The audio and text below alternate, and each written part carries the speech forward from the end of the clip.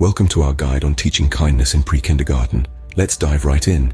Children at this age learn best through observation and hands-on experiences.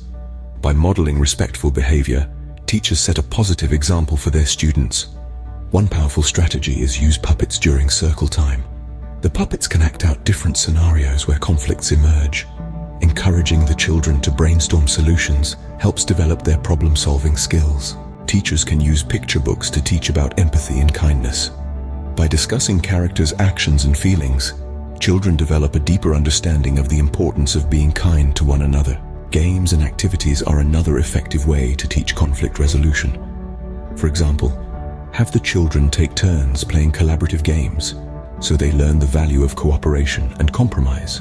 Teachers can establish classroom rules that promote respect and kindness.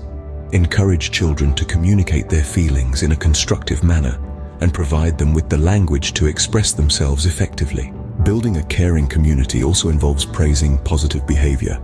Acknowledge when children resolve conflicts independently, demonstrating the skills they've learned. Additionally, teaching children to express gratitude fosters kindness. Encourage them to say thank you and appreciate the efforts of others.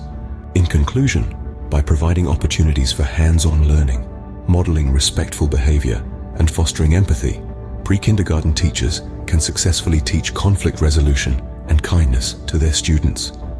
Thank you for watching this video.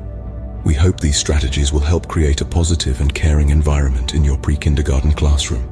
Don't forget to subscribe to our channel for more helpful videos like this.